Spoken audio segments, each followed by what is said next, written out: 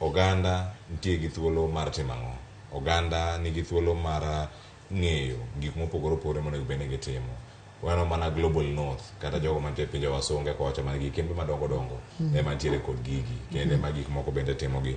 Bende nyalo wacho ni kata kembe wa moko nitiere mantiere alworawa e counties wa e gwengewa ma Kaluo magolo gik moko mochido to bende ok walose, golo muya mochido oko, golo pi mochido to dhi e aoche kendo ketho gik mopogore opogore. Magi nyalo keto kama chalo nade to magi kosetimore pacho ka apps mane wacho ka bende jowa nyalo tiyo kodgi mondo mi predict ni ero koro sani kodh nyok dhi biro to koso mano wawene mana jokor chal mar kor lwasi kaka Msesere ne wan kode kaono gokinyi jo Kenya Met Department.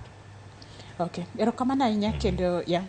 Koro aparo ni my colleague Okumu osewacho mang'eny kake gine impact moro amalo kono from the north. Nikech Okumu e motelo Okumu ka wuoyo go to kata mana nyinga ok nyal bede kopo kanyal dhi Dubai bo kanyal dhi Egypt. Koro mage gik motelo ne mong'iyo kake internationally ere kake onyalo. Kaito an be samoro wang'iyo to koro wan kake jo Kenya nikech nyalo wacho ni jogo pok omiwa pesa moromo gigolo muya mochido to ere kake wanyalo timo gik moko gine at our pace gine within our reach. Koro kake wang'iyo ni ka 1963 population ma Kenya nen million apagario to sani kose neno igni 50 mokalo population wa dhi almost 50 million. Koro no kake population omedore. Koro kata kadhi mana dala adhi ng'iyo kumane kadhi Migori County kumane my grandfather puodho mano pidho ga sugar cane mano tiyo gi tractor. Sani ok nyal pulo gi tractor nikech kane en a polygamist en gi 5 wives en gi so many sons. Ido ka gipogo gigo matindo tindo. Koro ng'ato ka ng'ato puro. King'iyo kake ji opidho yien, ido ni ji sani pok ji opidho yien moromo. Moloyo ko ang'iyo counties wa ma Nyanza. Yen very at national and 10%. To ma counties waka gina jiwa is less than 3%. Yeah. Koro ido ni ji puro to yende be ji ok pidh to population bo dhi malo. To kata sani king'iyo kata dhi mane counties ido kan tie traffic jam. Koro traffic jam ngama tin sani ko ido tich to gima dwa ng'iyo ne en mtoka. To kidhi kake cities moko madongo machalo London kata ido ka ji tindo we mtoka ji ringo gi ndiga almost ng'ato ni gi ndiga.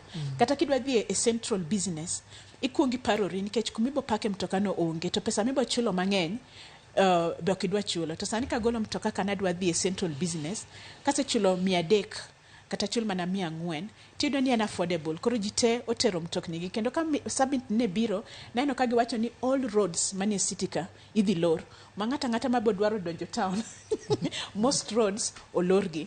Koro mago ngiso kata ni ere kaka wanyalo dhi around kawa onge mtokni. To gimara achiel madwa wacho kendo Okumu my colleague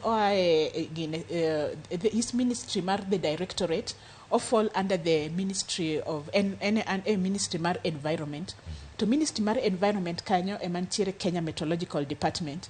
Koro ndalo moko na dhi kumoro miluongo ni Isiolo. Koro kana dhi Isiolo kuno Isiolo en kuma obedo classified kake arid regions the ASALs. Koro kana dhi kuna naido mama moro manowacho ni kane jo Kenya Meteorological Department odhi kono nikech sani kata jo Kenya Meteorological Department gi decentralize up to the county level. Koro kage se decentralize the country level en kata gin be giloko kake gimiyo jopur obed jok manigi jamni giloko kake gimiyo gi information mar weather. Nikech chon kana tin apani kane jo Kenya Meto bire TV mane program mane ok aero neno nikech ne giwacho ni kawuono koth bo chwe kamatin kiny no chwe kamatin to kre kusingisa man atima ngowa. Koro sani kagigolo weather kata nyoro ne giluonga e Zoom kagigolo weather mar October, November and December masani gitimo kata Zoom. Koro kawacho ni sani koth bro biro to bo biro bang'e matin. Koro kaina farmer to gibo mi percentage keep chako pidho in October tinyalo yudo harvest mar 60%. Ki ipitho around November maybe nyalo yudo 80%. Ki pitho koro miyo farmer all those kind of choices. Koro kane gidhi Isiolo to ngiso jogo ni wadwa miyo weather information. Aken weather information wabolungo nango gi dholuo. Wadwa miyo wanu dhi chiwo chenro ka chal mar kor lwasi gi chenro mar to jogo ngiso gi ni okuni Nyasaye wasebedo kaka watimo gige wakiwan. Koro ang'o ma udwa ngisowa? Koro jo Kenya Met no wegi aweya to gin gidhi giketo their demo farms. Koro demo farms ni gitiyo gi daily weather migolo kodiochieng' gi odiochieng' kendo gitiyo gi weekly. Kato bang'e to jogi penjogi ni ang'o miyo puothe utimo maber to wan to puothe wak tim maber. Koro ginyiso gi nikech wan watiyo gi information mar weather information ni. Kato jogo penjogi to wan be unyalo miyo wagino. Koro naromo gi mama moro ma en iga ka iga ni miyega food aid. Kato kano chako tiyo machiegni gi jo Kenya Met, miye information on a weekly and a daily basis. Owacho ni sani ka pok Kenya Met o miye information to gone gi sime. Koro mama ni sani en gine harvest mare oyudo mang'eny moinge modhi ous moko masani en a UN ambassador on food security. Koro nyalo neno gima tin ni samoro farmers gi ok giyud harvest nikech gionge information. To information ni be koro Kenya Meteorological Department obiro mobedo relevant. Kata ka koth ok bichwe mang'eny tiyudo kata ka gidhi nyaka piny Rarieda to ginyiso jo fisher folks ni this time ok biyudo ok biyudo koth mang'eny. Koro mantiende ni koth bobedo matin to kendo ok biyudo rech moromo. Koro jok matimo cage farming chak kano chiemo ma ubo miyo rech mondo cham. Ka gidhi ir pastures nyiso ni koth ok bibedo moromo.